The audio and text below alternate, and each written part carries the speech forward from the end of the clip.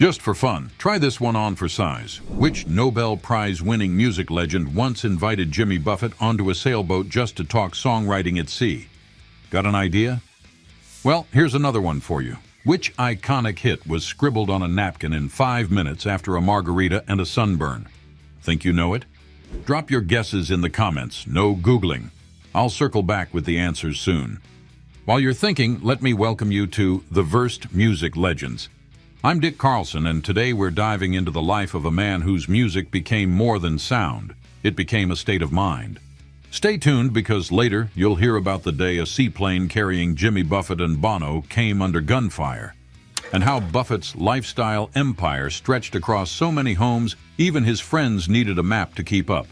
But to truly understand the barefoot billionaire bard of Margaritaville, we need to go back to where it all began, because his early years hold pivotal moments you'll never believe. Jimmy Buffett came into the world with salt in his blood and stories in the air. Raised just across the bay in Mobile, Alabama, his early life was framed by Catholic rituals, coastal humidity, and the booming voice of his grandfather, Captain James Buffett, a seafaring man whose tales of the ocean etched dreams into Jimmy's young imagination. Before music, it was the sea that called to him. Long before the stage, it was the bookshelf. Mobile was conservative, structured, altar boy duties at St. Ignatius School, Sunday Mass, family dinners. But the boy behind the hymnal was already drifting somewhere else. He spent hours lost in books about pirates and ports of call, his favorite escape a quiet corner with a Hemingway novel and a cup of coffee. He didn't want to be famous, he wanted to be free. That first jolt of freedom came at 18. Courtesy of Uncle Billy, a wild-eyed sailor who took him on a rogue road trip to New Orleans. One night turned into jazz clubs, beat poets, and bourbon. Buffett would later say that trip ended his altar boy days for good. And in truth, that weekend cracked the world wide open. By 1967, Jimmy was balancing a double life: college student in Hattiesburg by week, French quarter busker by weekend. He played for change on Bourbon Street, guitar case open, charm on full display. But every sunrise found him alone at Café du Monde, scribbling lyrics and ideas in notebooks. He wasn't chasing stardom, he was chasing sentences. He didn't know it yet, but those mornings alone with a book and a coffee were shaping a mind that even Dylan would one day recognize. In 1969, Buffett moved to Nashville chasing a country career and got spit out by the machine. His first album flopped. His marriage dissolved. At 24, he was broke, heartbroken, and out of options. Until a friend named Jerry Jeff Walker tossed him into the back seat of a beat-up Packard and drove him south to Key West. They walked into the chart room bar, and a bartender handed Jimmy a beer on the house. Buffett took it as a sign. In Key West, he played for beer and slept on couches, and yet somewhere, a billion-dollar brand was already humming in the chords. But freedom had a cost, and Jimmy was about to find out what it took to turn escape into expression. By 1973, Jimmy Buffett was scraping by in Key West, half troubadour, half local legend. Days were spent fishing, nights playing for tips at Captain Tony's saloon. But something had shifted. He wasn't just a guy with a guitar anymore. He was a storyteller finding his sound. That same year, homesick and love-struck, he wrote Come Monday for his girlfriend, Jane Slagsvold. He poured it into a song, a promise across distance. But the real test of love was still to come. Come Monday cracked the Billboard Top 40, and Buffett cracked open a new chapter. He moved from couch surfing to modest comfort, a used Range Rover, a rented cottage in Coconut Grove, and finally, a chance to breathe. But breathing never meant slowing down. Jimmy toured relentlessly, coast to coast in a battered van, logging 200-plus nights a year. Somewhere between gigs, he crossed paths with Phil Clark, a drug runner with charm, danger, and tales to match. Phil lived and died by the code Buffett would later sing, but Jimmy still thought he had time. Then came 1977. It started with a hangover and a sunburn, and ended with the anthem of a generation. After a boozy lunch at a Mexican joint in Austin, Jimmy scribbled Margaritaville on a napkin. 5 minutes and 3 chords. One cultural detonation.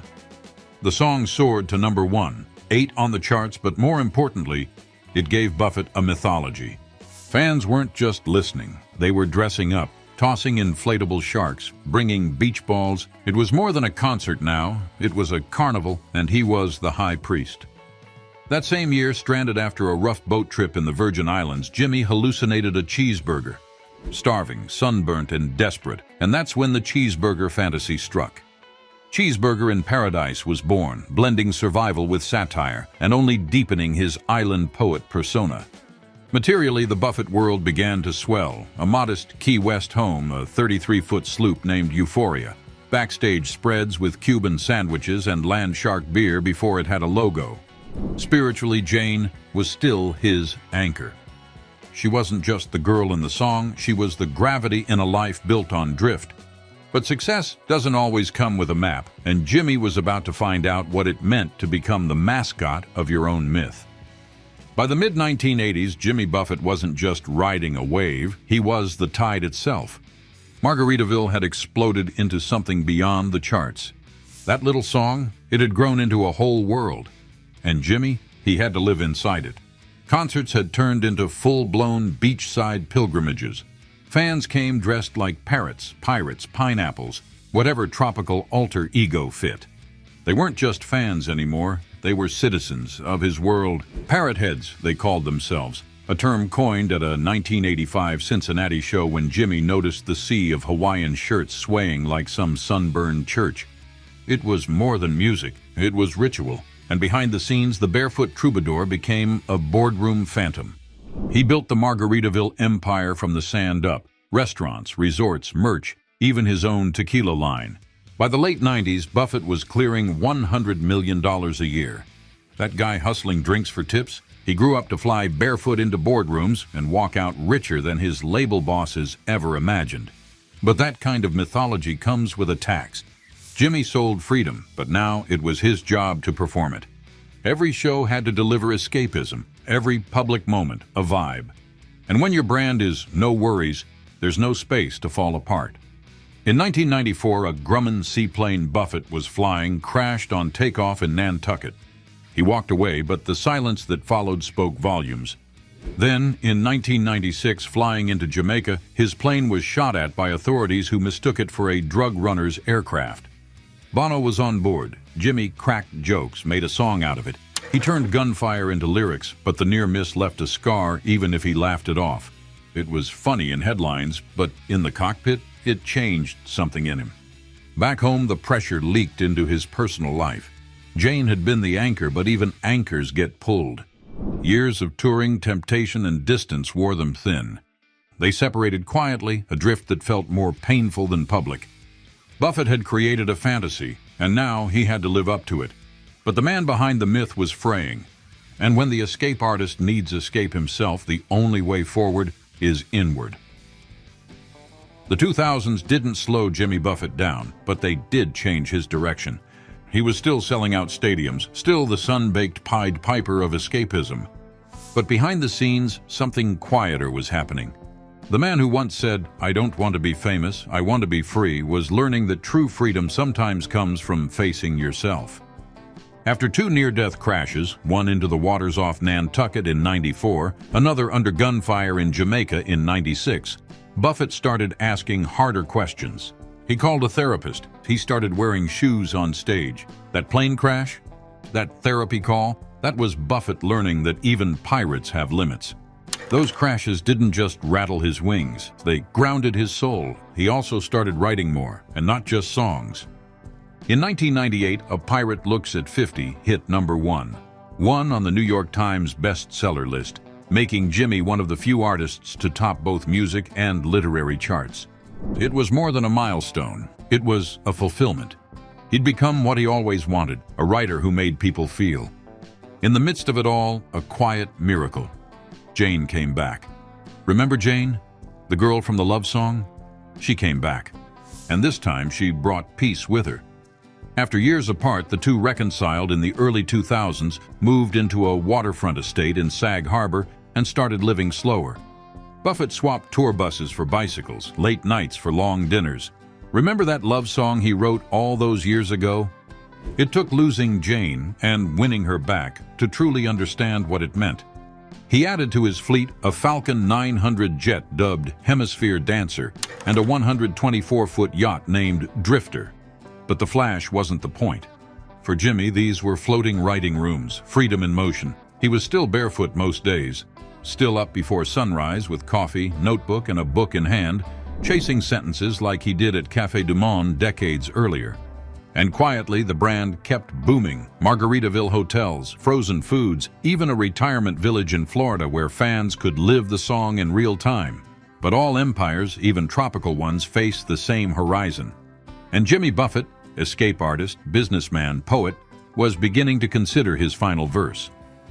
Jimmy Buffett passed in 2023, surrounded by his family, his stories, and the sea breeze that seemed to follow him everywhere. He was 76. The cause, Merkel cell carcinoma, a rare and aggressive skin cancer. That carefree son he built an empire on? It came back for him in the end. But by then, he'd already made peace with his contradictions. Buffett never denied the irony. He joked about it even. That was his style, laugh through the storm, toast anyway. In his final years, he spent more time on his sailboat Drifter, splitting days between Sag Harbor, Palm Beach, and the Bahamas. He still rose early, coffee, book, notebook. The rituals never changed. He never stopped drifting. He just found new ways to drop anchor. The brand he built, now worth over $1 billion, stretched far beyond tiki bars. Margaritaville became a symbol, a mood, a multiverse. He wrote it in 5 minutes, and it kept singing for 50 years. And Cheeseburger in Paradise? That fantasy? It turned into a lifestyle, a restaurant chain, and an anthem, proving that sometimes joy starts as hunger. In his final interview, Buffett shared that he'd been working with his daughter Savannah on a film project, not about music, but about stories. His life, his friends, the ocean. In the end, the stories mattered most, and he made sure we'd remember them. And perhaps the greatest story came full circle. That kid reading Hemingway on a French Quarter sidewalk. 40 years later, he was sailing with Bob Dylan, just two writers swapping stories at sea. When the music stopped, they didn't go home. They carried it forward. Parrot heads toasted him in Hawaiian shirts from Key West to California. Stadiums played A Pirate Looks at 40 under sunset skies. And somewhere, a cheeseburger sizzled beside a frozen drink, and someone smiled. Just because. Buffett escaped the ordinary, but he came back with maps for the rest of us. What do you love, or maybe don't love, about Jimmy Buffett? The barefoot billionaire bard, the poet of escape, the man behind the myth. Tell us in the comments. And if this story moved you, subscribe for more. Another legend's tale is waiting on screen. Different path, same echoes. See you there.